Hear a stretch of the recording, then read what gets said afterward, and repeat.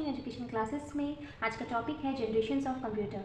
Generation of computer 5 types पे divide किया गया, first generation, second, third, fourth and fifth generation को हम लोग फ्यूचर जनरेशन्स भी बोलते हैं। First generation of computer develop कौन किए थे? इकार्ट एंड मार्कले ने first generation of computer develop किए थे इकार्ट एंड मार्कले ने 1946 में डेवलप किया गया था यूएसए में। अब इसका फर्स्ट जनरेशन ऑफ कंप्यूटर का कोर एलिमेंट क्या है? Vacuum tubes. Vacuum tubes was the core element in first generation of computer. First generation का core element क्या है? Vacuum tubes. It consumes a lot of electricity. First generation of computer जो था वो बहुत electricity consume करता था और उसमें ओनली प्रोग्रामिंग लैंग्वेज कौन सा यूज़ कर सकते थे हम लोग? Machine code. मशीन कोड मतलब बाइनरी डिजिट्स, मतलब 0 और 1 के फॉर्म में ही होता था मशीन कोड। अब आते हैं punch card and paper tape. Punch card and paper tape was secondary storage. Secondary storage device कौन सा था फर्स्ट जनरेशन में? Punch card and paper tape. और लिमिटेड इंटरनल स्टोरेज कैपेसिटी बहुत कम था, इंटरनल स्टोरेज कैपेसिटी बहुत कम था और स्लो इनपुट प्रोसेस आउटपुट जो ऑपरेशन होता था बहुत स्लो होता था। इनपुट भी बहुत देर में जाता था, आउटपुट भी आपको बहुत देर में मिलता था। इसका टाइम पीरियड कब तक था? 1946 से 1959 तक चला था। इसमें कौन सा कंप्यूटर आपको पता है? Super computer. जो हम लोग पहले पढ़े थे यहाँ पर, हम लोग जो सुपर कंप्यूटर के बारे में पढ़े, सुपर कंप्यूटर के बारे में जो पढ़े वही आपका यहाँ पर अब फर्स्ट जनरेशन कंप्यूटर में भी वही है, सुपर कंप्यूटर यहाँ पर डेवलप किया गया था। अब आते हैं हम लोग second generation of computer. Second generation of computer क्या क्या है? कौन सा कंप्यूटर है? IBM 700, atlas and KL 1901। Second generation का कोर एलिमेंट क्या है? Transistors. Transistor was the core element in second generation of computer. Time period कितना था सेकेंड जनरेशन का? 1959 से 1965 तक सेकेंड जनरेशन कंप्यूटर चला था। और यहाँ पर स्टोरेज, सेकेंडरी स्टोरेज डिवाइस क्या था? Tapes and magnetic disk. यहाँ पर कौन सा कंप्यूटर डेवलपमेंट हुआ था? मेन फ्रेम का। यहाँ पर हम लोग जो पढ़े थे मेन फ्रेम कंप्यूटर, जो रूम के साइज का कंप्यूटर था, वो कंप्यूटर आपका सेकेंड जनरेशन ऑफ कंप्यूटर है। और फर्स्ट जनरेशन ऑफ कंप्यूटर में क्या था? जो हॉल के साइज का था, हम लोग जो कंप्यूटर पढ़े थे, सुपर कंप्यूटर आपका फर्स्ट जनरेशन ऑफ कंप्यूटर है। अब आते हैं हम लोग third generation of computer. Third generation of computer क्या क्या है? IBM 360, NCR 395, TDC 316। कौन डेवलप किए थे? जैक किलबे ने। ये कंप्यूटर का मॉडल है, ये ध्यान दीजिएगा। टाइम पीरियड कितना से कितना तक चला था थर्ड जनरेशन? 1965 से 1971 तक थर्ड जनरेशन था। यहाँ पर मिनी कंप्यूटर का डेवलपमेंट हुआ था, जो हम लोग एक बताए थे नहीं कि छोटा सा टीवी टाइप का कंप्यूटर था और अटैच था कीबोर्ड, उसको वो डेवलपमेंट हुआ था थर्ड जनरेशन में। 1965 से 1971 तक मिनी कंप्यूटर चला था। यहाँ पर स्टोरेज डिवाइस कौन सा था? मैग्नेटिक डिस्क स्टोरेज डिवाइस था। यहाँ प्रोग्रामिंग लैंग्वेज कौन सा यूज़ होता था?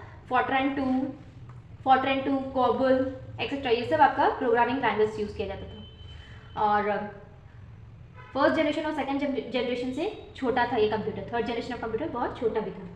और यहाँ पर कोर एलिमेंट क्या है? थर्ड जनरेशन का कोर एलिमेंट क्या है? ICs मतलब इंटीग्रेटेड सर्किट। इंटीग्रेटेड सर्किट किसका कोर एलिमेंट है? थर्ड जनरेशन का कोर एलिमेंट है। अब हम लोग पढ़ेंगे fourth generation of computer. Fourth generation of computer क्या क्या था? DEC 10 star 1000। यहाँ पर कोर एलिमेंट क्या था फोर्थ जनरेशन का? LSIC and VLSIC। LSIC का फुल फॉर्म है large scale integrated circuits and very large scale integrated circuit. ये क्या है? कोर एलिमेंट है फोर्थ जनरेशन का। टाइम पीरियड क्या है? 1971 से 1985 तक फोर्थ जनरेशन चला था। एंड प्राइमरी स्टोरेज क्या है फोर्थ जनरेशन का? Second semi conductor. क्या है? Semi conductor. High level programming language fourth generation में कौन सा यूज होता था? C++, DBMS, जावा।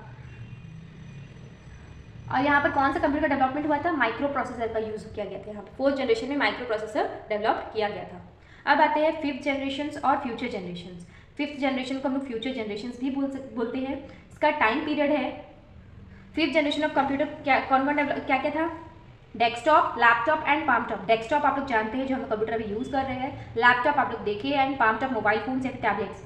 ये आपका फिफ्थ जनरेशन ऑफ कंप्यूटर है, मतलब या फिर फ्यूचर जनरेशन ऑफ कंप्यूटर है। कोर एलिमेंट क्या है? ULSI मतलब ultra large scale integration. Core element किसका है? फ्यूचर जनरेशन या फिर फिफ्थ जनरेशन का। टाइम पीरियड है 1985 से टिल डेट। यहाँ पर 1985 से टिल डेट का मतलब क्या है? अभी तक फ्यूचर जनरेशन चल रहा है, ठीक है। RAM and ROM primary storage device है किसका? फिफ्थ जनरेशन का।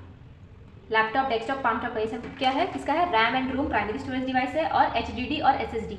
HDD मतलब हार्ड डिस्क ड्राइव, SSD मतलब सॉलिड स्टेट ड्राइव, ये सेकेंडरी स्टोरेज डिवाइस है। और प्राइमरी मेमोरी का RAM and ROM, random access memory and read only memory. ये प्राइमरी स्टोरेज है।